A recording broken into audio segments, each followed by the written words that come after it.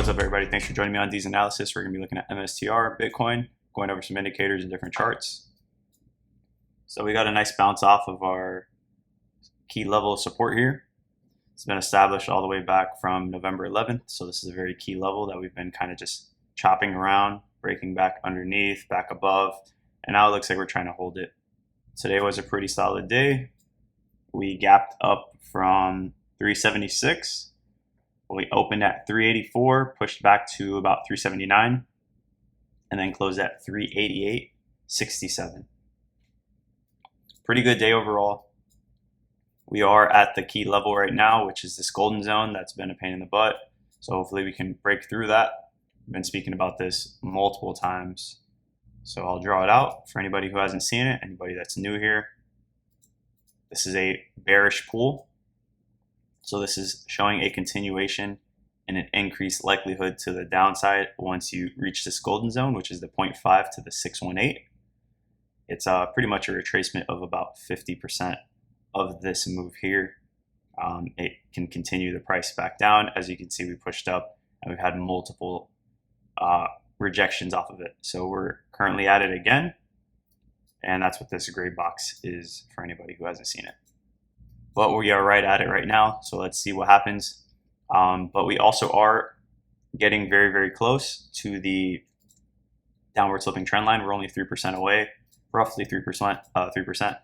So once we break out of it, or once we touch it, we're gonna have two decisions, whether we wanna break down and continue chopping until we finally make our decision to the downside or to the upside, or we can actually run straight through it and get our retest from here and then continue up higher. That's kind of how I can see it happening right now. But of course, we'll see. Right now, momentum's looking pretty good on Bitcoin. Everything kind of had like a V-shaped recovery. So we'll see where things actually take us. And it looks like the double bottom that we've been speaking about for the past, I don't know, maybe week or two is starting to play out. So we have this piece already, if you look at it, and then we'll see if it actually ends up playing out. We're kind of halfway to creating the full thing and hopefully continuing up even higher. Like I said previously, this is a bull flag inside of a bull flag. So we have our major bull flag that's going to call for larger targets, which is that one here, and you take it to your bottom. You can do it on here or here, however you want to do it. We'll do it from the lowest piece. It'll be around 1,100 bucks, pretty much the top of this channel though. That's kind of where we're looking at for the move potentially. And we have the other bull flag, which is this one here. And that's going to take you to the middle of the channel. If you were to take it from this bottom, we're somewhere around that 650 to 700 mark. And we'll see where things take us, of course. And when we zoom out, we were speaking about this move potentially playing out because this one looks very similar.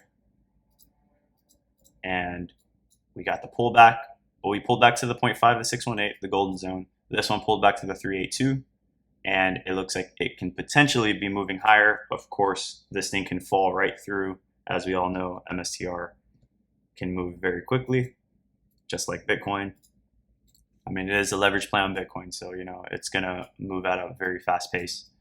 And like we've seen this first time of this downward sloping trend line being broken, we actually have that here, and we are coming to that point where we're getting to this point right here, potentially, or we can potentially break out of this downward sloping trend line and maybe have that next leg up.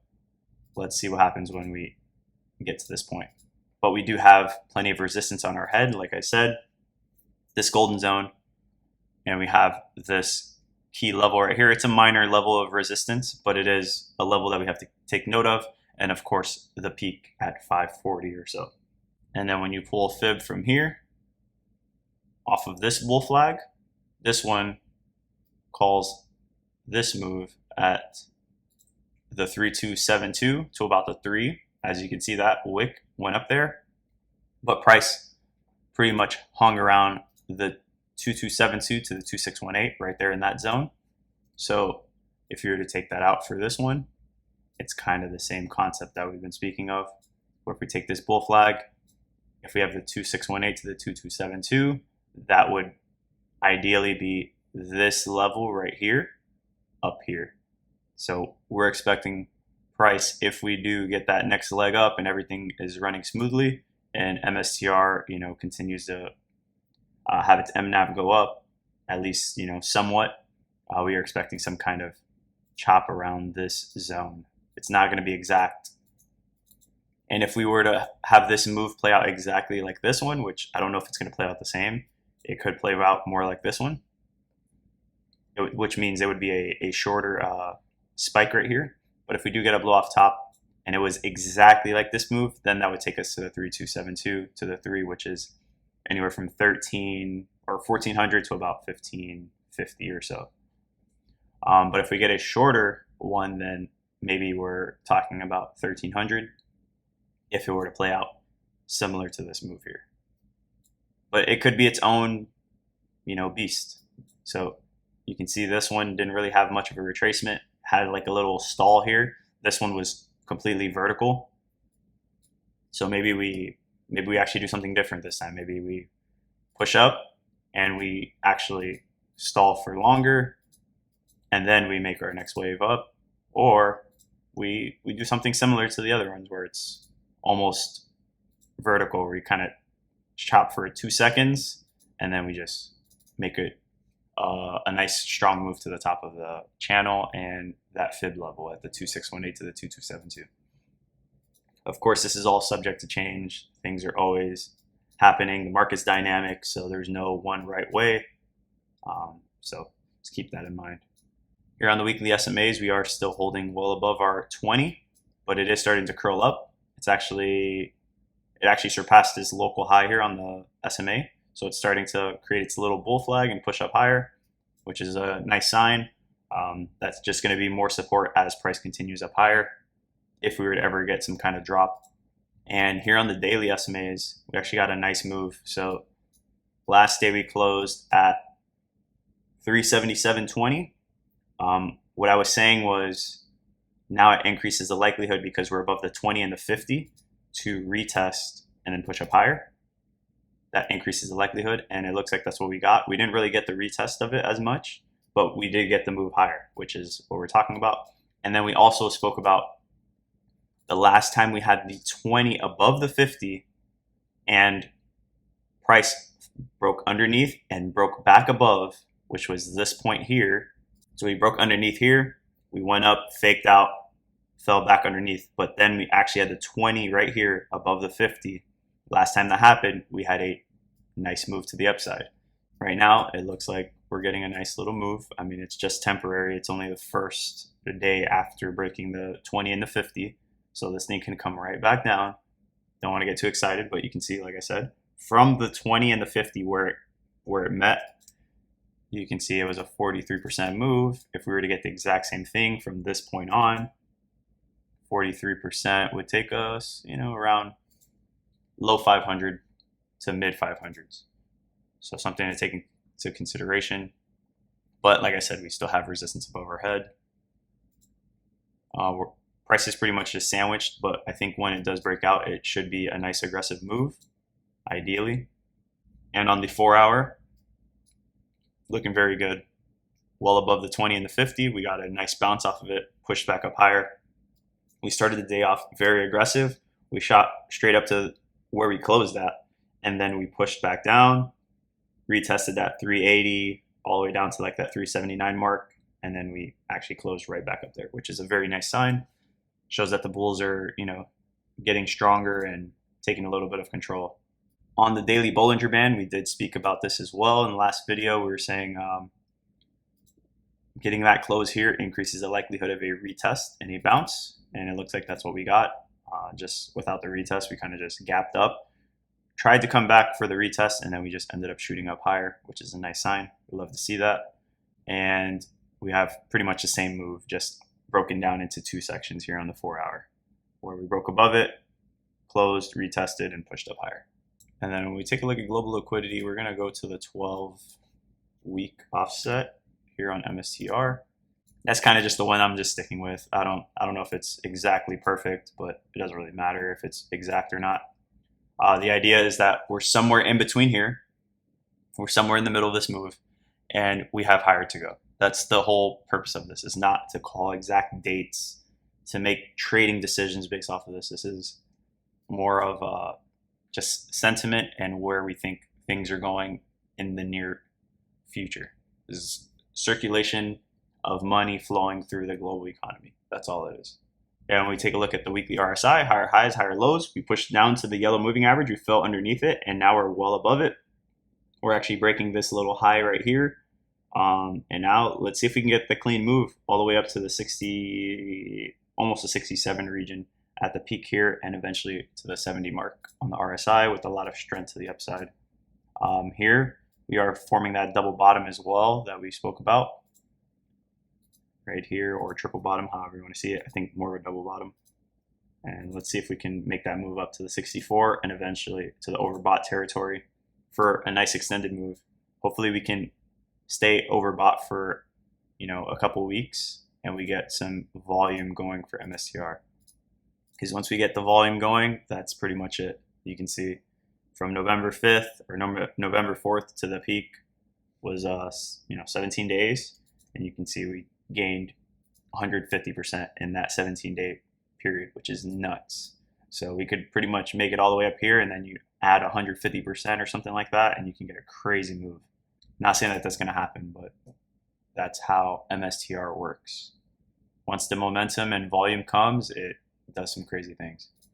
Now to the weekly MACD, we were losing our bullish volume, and we actually got the red flip. It flipped back red, and now it flipped back to green. So it's very indecisive right now. They're really glued together right now, so we'll see where the momentum starts to take us. But let's see if we can get the blue to push back up above the orange and then get a nice green move like this. Hopefully a rapid move, because we've kind of just been trending sideways, so hopefully we can get something nice and aggressive to the upside. On the daily, it looks nice. We fell into bearish territory with the blue moving average, but it's curling back up, so hopefully it can overtake the orange, and we are starting to see the bearish momentum die out, as we can see here. You can see it's getting much smaller, and we should get the green flip, I would say, maybe by the end of the week if we continue the momentum. So we'll see if Bitcoin continues this wave and can, make it to the top of the range and so on. Which brings me to the next point of Bitcoin. So we said this before, but we pull this fib, and you can see at the 1618 is kind of where price chopped, and we are saying if Bitcoin were to do something similar again for this next leg here, and we chop at the 1618, then we're going to be hanging around prices around 160 to around 140. Maybe that's our next range before continuing up or breaking back down. And that also lines up with the fact that we have been pushing up 40%, 40 to 50% from the local highs as it's being broken. So that's something also to take into consideration. On a large scale, I'm not saying that this is going to happen, but we have to take this into consideration. We have to look at it. 17, 21, 25. Every 4 years, you can see at the end of the cycle, we have touched the top of this channel. Obviously, that would be a very aggressive move from this point on. You're talking about a 250% move. I don't know how likely that is. And in a perfect world, that would happen, right? And if we were to touch that, then potentially touching this bottom of the channel level right here, which would line up with around 70 to 80,000, depending on when it happens, of course, because as it happens later, that will be a higher number. The sooner it happens, that'll be a lower number. And the reason I say that is because in 18 and 22, you can see that's where we found our bottom of the channel. So, and we actually had an additional one, but that was COVID. So that's kind of, an anomaly. In the last video, we spoke about this level here. We were somewhere in this region. I think we just got a wick or something like that. And we said if we got a close above this wick here, oh, it was before this actually was formed. We said if we got a close above this wick here, so pretty much this white line, if we got a close on the 4 hour, which we did, that we would see this region of 107.7 to about 107.6, which we did. We saw 108. And then we said if we got a 4 hour close above this white line, which we closed just at it, or we're very close. So I don't know if we can count it or not. It's like slightly, it's on the white line, but it's a little underneath it. If we were to get a close there, then I can see us actually going to this next level here. Anywhere from 108.6 to about 109. And then if we break that, then we're looking at, potentially 109.8 to 109.7. But those are the levels that I'm seeing right now. But it did play out pretty well, as you can see. Maybe this is just a retest right now to continue up higher. But we did get a lot of rejection here, and then we pushed right back inside of it. So let's see on the 1 hour. It looks a lot better on the 1 hour when you take a look here, creating a nice trend upward. So let's see if it breaks underneath it. If you take it to the bottom of the wicks, then it kind of probably is holding a little bit better. But it's creating higher highs, higher lows, a nice structure. So if we were to push back above this 108.2 level, we could be seeing the top of that, because when you take a look to the left, it's pretty much a clean move, besides a little bit of wicking action here. So take that into consideration. Don't make any trading decisions with this information. This is just for entertainment purposes. It's not financial advice at all. It's just what I'm seeing on the charts, and that's pretty much it. Nothing more than that. On the SMAs, we got a nice move here. We closed above our 20 and 50. We retested the 20 and we pushed up much higher. And on the 4 hour, we're well above. We closed above our 50 and we absolutely ripped up. We closed above the 200 and continued ripping up higher. So that's very nice to see. Hopefully the trend can continue. So here on global liquidity for Bitcoin, as you can see, this is a 79-day offset. Of course, we deviate at times. I think it's like 75 to 80% correlated. So of course, 75% of the time, 80% of the time, it's going to be on point. As you can see, it's pretty much tracked it most of the time.